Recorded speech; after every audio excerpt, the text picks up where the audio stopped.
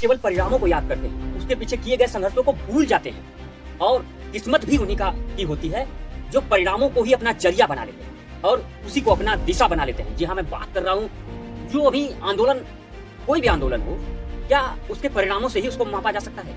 मैं इसकी बात कर रहा हूँ। आंदोलन के महत्वपूर्ण तत्व क्या होते हैं जिससे कोई भी आंदोलन लंबे समय तक टिक पाता है? जो जंतर मंतर में दिल्ली में अभी जो प्रोटेस्ट हुआ 20 जुलाई को, क्या लगता है आपको ये आंदोलन सफल रहा या नहीं?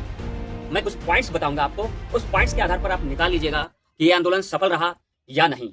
जहां भी आंदोलन को परिणामों से नहीं नापा जा सकता है। परिणाम कई बार पक्ष में होते हैं, कई बार पक्ष में नहीं होते हैं, लेकिन आंदोलन की दिशा क्या थी, दशा क्या थी, आंदोलन कितना बड़ा मुद्दा लेकर आया था और आंदोलन में जनता उसका सपोर्ट कितना मिल रहा था और आंदोलन कितने दिन तक जो है साथ में चलने की जिम्मेदारी थी लोगों की, इस पर भी निर्भर करता है।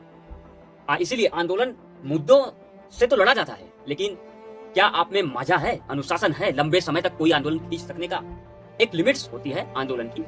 जब 1919 में चल रहा था उस टाइम भी एक लिमिट थी लोगों की आंदोलन करने की, और आज भी कुछ लिमिटेशन है आंदोलन करने की। हम एक वक्त के बाद चीजों को भूलने लगते हैं। हमारी विवेकशीलता ये है कि हम अपने दुख को, अपने दर्द को, अपने जो हमारे लिए समस्या है उस समस्याओं को हम भूलने लगते हैं। अब देखिए, तार्किक बात बता रहा हूँ आपको। आज कोई घटना हुई, मान लीजिए आज का जो एग्रेशन है, क्या आपको लगता है 10 दिन बाद वो एग्रेशन बना रहेगा? बना रहेगा तो क्रांति ही आ जाएगी। लेकिन अगर वो एग्रेशन 10 दिन बाद नहीं रहा तो भाई कोई मतलब नहीं रह जाएगा उस चीज का। तो अभी जो दिल्ली में जंतर मंतर पे जो प्रोटेस्ट हो रहा था, आपको क्या लगता है वो आंदोलन परिणामों के आधार पर उसको देखना चाहिए कि आपको उसे जो है एक नए एंगल से, युवा एंगल से देखना चाहिए, एक क्रांति के एक चिंगारी के रूप में देखना चाहिए? आप क्या समझते हैं? क्या सरकार इससे डर गई? क्या सरकारों पर इससे कोई प्रभाव पड़ा या दबाव महसूस हुआ? आप हमें कमेंट बॉक्स में लिखकर जाइए, बताइए। लेकिन मैं बता दूं, आंदोलन के सफल होने के 3-4 पॉइंट होते हैं जिस पर कोई भी आंदोलन लंबे समय तक सस्टेन कर पाता है और अपने मांगों को, अपने अधिकारों को, अपने न्याय को मनवा सकता है। पहला पॉइंट जो होता है, आंदोलन का मुद्दा कितना बड़ा है। अब जैसे भारत में जो नीट का मामला था और तमाम एग्जाम, जो अभी 90 एग्जाम लगभग या 150 एग्जाम भी बता रहे हैं कि जो पेपर लीक हुआ, ये मामला तो बहुत बड़ा ही है, कोई छोटा मोटा मामला तो है नहीं। तो ये मामला, ये मुद्दा बहुत बड़ा है। इसका मतलब पूरे देश की मुद्दा है, पूरे देश के युवाओं का मुद्दा है। इसलिए हम कह सकते हैं कि जंतर मंतर का जो आंदोलन था, ये देश के युवाओं का मुद्दा था, नए नए यंग स्टूडेंट का मुद्दा था, यंग व्यक्तियों का मुद्दा था, उनसे जुड़े लोगों का मुद्दा था। इसलिए ये बड़ा मुद्दा था, कह सकते हैं। दूसरा कि जनता इसमें कितना पार्टिसिपेट कर रही है, साथ कितना दे रही है जनता। क्या आंदोलन को जनता का सपोर्ट मिल रहा है पूरे देश से? आप देख सकते हैं जंतर मंतर पे जो हुआ, पटना में हुआ, फिर लखनऊ में कुछ देखने को मिला, फिर इलाहाबाद, प्रयागराज में भी देखने को मिला। इसका मतलब जनता का सपोर्ट अच्छा खासा मिल रहा है इस आंदोलन को। ये जो अभी युवाओं का प्रोटेस्ट था, समझ रहे हैं, इसका देश के अलग अलग कोने में भी इसका हमें देखने को मिल रहा है। तीसरा, कितने दिन तक आप आंदोलन से जुड़े रह सकते हैं और कितने दिन तक आप सस्टेन कर सकते हैं अनुशासित तरीके से। ये भी बहुत बड़ा मायने रखता है किसी भी आंदोलन को लंबा खींचने या किसी भी आंदोलन को सफल बनाने का, सफल परिणाम में तब्दील कर देने का। समझ रहे हैं? तो ये कारण होते हैं।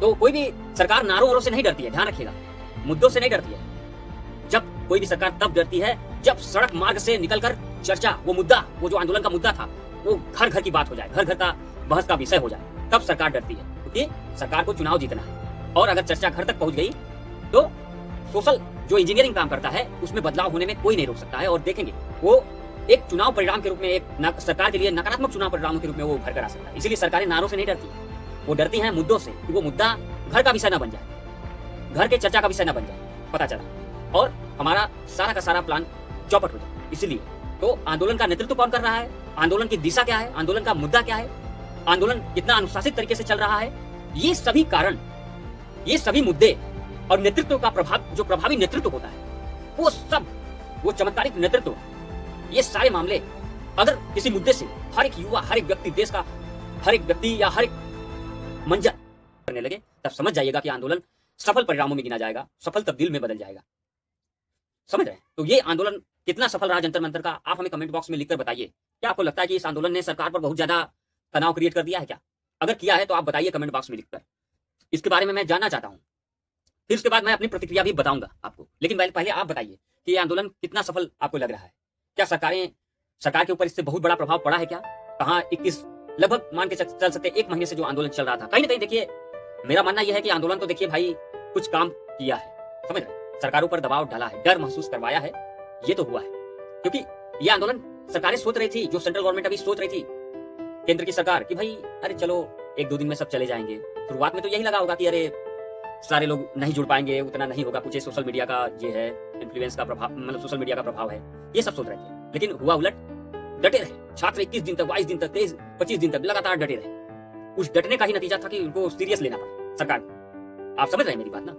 मतलब जो आंदोलन का नेतृत्व था वो केवल एक व्यक्ति के इर्द गिर्द नहीं घूम रहा था। ये आंदोलन का नेतृत्व हर एक युवा सोच रहा था हम कर रहे हैं, क्योंकि हर एक युवा के जीवन का, हर एक युवा के भाई बहन का यहाँ पे बात था, उनके भविष्य का बात था। इसलिए वो खुद का जुड़ाव महसूस कर रहे थे इस आंदोलन से। इसीलिए आंदोलन लंबे समय तक सस्टेन कर पाया। और लोगों का मदद कितना मिल रहा है इस आंदोलन में, ये भी बहुत बड़ा मायने रखता है। कोई भी आंदोलन, हम कहें आप असहयोग आंदोलन को ले लीजिए, चंपारण सत्याग्रह को ले लीजिए, है ना, चाहे भारत छोड़ो आंदोलन को ले लीजिए, इंडिया में जो भी आंदोलन हुए आप उसके इतिहास को उठाकर देख लीजिए। जब आंदोलन का सपोर्ट, जब लोगों का जुड़ाव महसूस हुआ है आंदोलन में, जब अपने आप को लोग जोड़ कर देखते हैं उस आंदोलन से, तभी वो आंदोलन बड़े पैमाने पर जो है देश में जो है क्रांति लाता है, बड़े पैमाने पर एक सोच में परिवर्तन लाता है। मैं ये कहना चाहता हूं, समझ रहे हैं आप ना? तो इसलिए आप बताइए कि आंदोलन कितना सफल रहा। आपके फीडबैक से हमको पता चलेगा कि आप क्या सोचते हैं। आपने वीडियो वगैरह तो बहुत सारा देख लिया होगा। अभी तो देखिए सुप्रीम कोर्ट के जो सीजीआई हैं, मुख्य न्यायाधीश, उन्होंने क्या कहा आप देख रहे हैं? उनको ये वीडियो देखने का मौका ही नहीं। जो अभी वीडियो वायरल हुए हैं लाठीचार्ज का, ये सब जो युवाओं पर, छात्रों पर जो लाठीचार्ज किया गया दिल्ली पुलिस के द्वारा और अन्य सिपाहियों के द्वारा, वो उनको देखने का मौका ही नहीं है। शुरुआत वहीं से हुई थी। जो हमारे मुख्य न्यायाधीश है, उन्होंने जो बोला था, काकरोच शब्द जो इस्तेमाल किया था युवाओं के लिए, शुरुआत उन्हीं से हुई। अब उनको देखने का मौका नहीं है। ये खुन्नस देखिए। तो सीजीआई भी समझ लें, जिस दिन युवा अगर आ जाएगा रोड पे ना, तो आपका भी ले लेगा। समझ रहे हैं? आपकी खबर ले लेगा, ध्यान रखिएगा इधर। तो कोई भी नहीं छूट पाएगा। युवाओं से बढ़ के है क्या कोई चीज़? हमारे अधिकार से बढ़ के है क्या कोई चीज़? सुप्रीम कोर्ट भी नहीं। ठीक है, हम सुप्रीम कोर्ट का कदर करते हैं, हम इज्जत करते हैं, लेकिन सुप्रीम कोर्ट अगर दहलीज कोई पार करेगा तो उसको भी नहीं छोड़ा जाएगा। समझ रहे हैं ना? और कोई उकसावा वाली बात ये नहीं है। देखिए, युवाओं के अधिकार की बात है। आप क्या सोचते हैं? आप समंदर बन गए तो किसी को नदी भी नहीं बनने देंगे क्या? तो इसका क्या मतलब? समंदर बन रहे हैं तो सभी को समा लेंगे अपने अंदर? ये मत करिए, ये मत करिए, कदाप नहीं चल पाएगा। ध्यान रखिएगा ये चीज़।